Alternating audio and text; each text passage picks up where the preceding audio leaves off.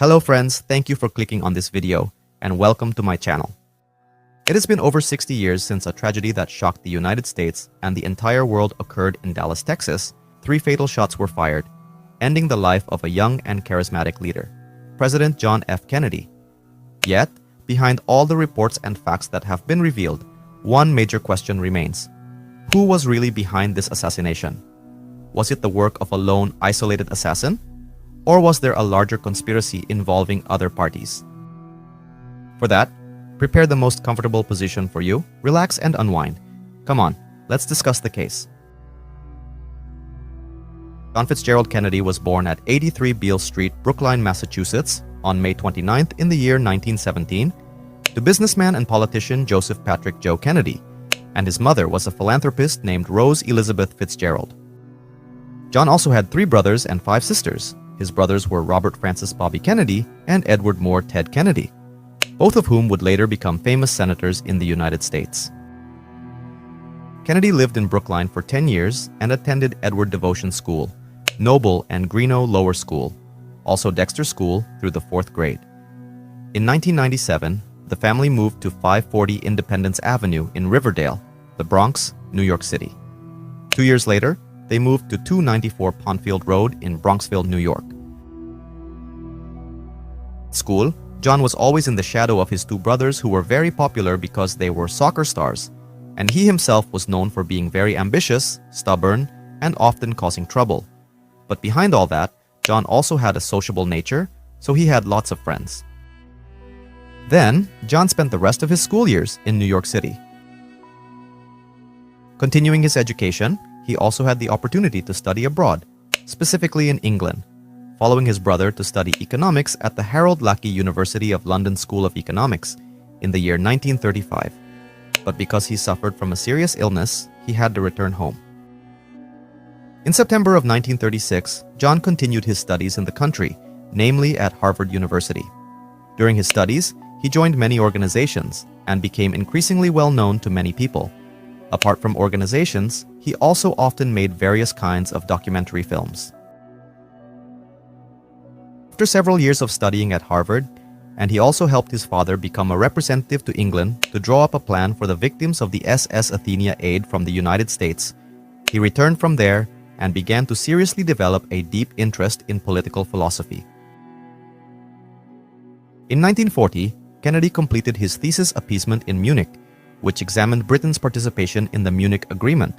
His thesis was later turned into a best-selling book, Why England Slept.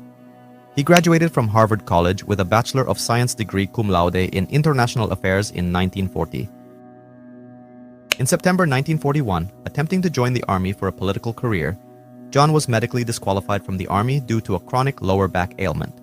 He then joined the U.S. Navy with the assistance of the Director of the Office of Naval Intelligence, a former naval attaché to Joseph Kennedy. Kennedy was an ensign working in the office of the Secretary of the Navy when the attack on Pearl Harbor occurred. In the Navy, John was known as a hard worker more than anyone else. He really liked reading and deepening his knowledge about the work he did, while also reading a lot of political science books to deepen his knowledge in that field. John was so extraordinary and heroic when he was in the Navy during the PT-19 incident. The ship he commanded was hit by the Japanese destroyer Amagiri. He was very firm, fast, and made the right decision by jumping into the sea until he reached an island. Then, together with the entire crew of the ship, John managed to survive. From there, he received the Marine Medal of Honor and Corps Medal for the following reasons: for exceptionally heroic actions as commanding officer of Motor Torpedo Boat 109, following its collision and sinking in the Pacific Theater of War on 1-2 August 1943. Without regard for personal danger, Lieutenant Kennedy unhesitatingly braved all odds and the threat of darkness to lead the rescue operation, swimming for hours to secure aid and food after he had successfully brought his crew ashore. His extraordinary courage, endurance, and leadership resulted in the rescue of several men in accordance with the highest traditions of the United States Naval Service. John's political career began in 1946, when then U.S. Representative James Michael Curley resigned from his position as a Democrat in Massachusetts' 11th Congressional District. At his father's suggestion, John ran for mayor of Boston and defeated his Republican opponent by a large margin. He served as a congressman for 6 years. In the 1952 election, he defeated Republican incumbent Henry Cabot Lodge Jr. for a seat in the U.S. Senate. The following year, John married his fiancée Jacqueline. Kennedy continued to massively establish his political career as the most influential person in the United States, as evidenced by the 1956 Democratic National Convention, when Kennedy was nominated as vice president alongside presidential candidate Adlai Stevenson, but he lost with a vote count of second place behind Senator Estes Kefauver from Tennessee. In 1958, Kennedy was re-elected to the Senate, defeating his Republican opponent, Boston lawyer Vincent J. Celeste, by a large margin. During his campaign, Press Secretary Robert E. Thompson produced a film titled The U.S. Senator John F. Kennedy Story, which told the senator's life story. The peak of John F. Kennedy's political career was when he ran again for the presidency, but this time not as vice president, but as president of the United States. With a campaign strategy that focused more on improving economic conditions, international politics, war situations, and not mixing religious matters into politics, he succeeded in winning the election. John F. Kennedy was sworn in as the 35th president on the afternoon of January 20th, 1961. In his inaugural address, he called on all Americans to be active by stating, "Ask not what your country can do for you, but ask what you can do for your country." He also asked the nations of the world to join in fighting the common enemies of tyranny, poverty, disease, and war itself. During his tenure as president, Kennedy was known as one of the presidents who emphasized the absolute obedience of all the people to the state. It is not surprising that he became a very firm figure, feared by his political opponents who did not hesitate to give the death penalty, and because of this, the murder case against the 35th President of the United States began.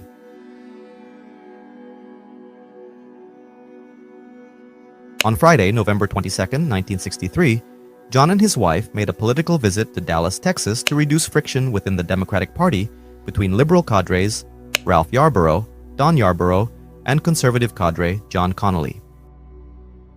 Then before the afternoon meeting, he and his wife Jacqueline and their entourage first paraded to greet the residents of Texas.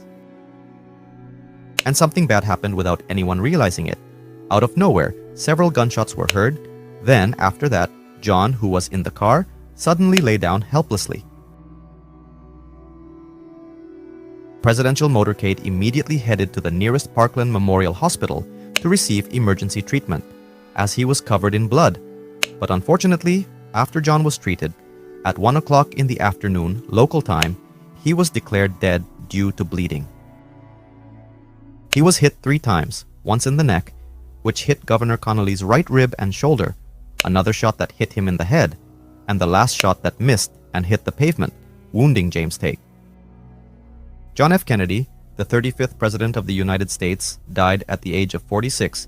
He was the earliest American president to die compared to anyone else to date. The shooting suspect named Lee Harvey Oswald, who shot John from the depository building, was later arrested and named as the main suspect in the case of John Kennedy's death. Oswald never admitted his actions, claiming he was a victim who was made a scapegoat. Then, before Oswald was questioned and tried, he was also shot dead by a man named Jack Ruby. Oswald died at the age of 24. Jack Ruby himself, whose real name is Jack Leon Ruby, was a nightclub owner, and he was also known as a supporter of John F. Kennedy. The court said that Oswald's murder was a form of revenge for the death of his beloved president.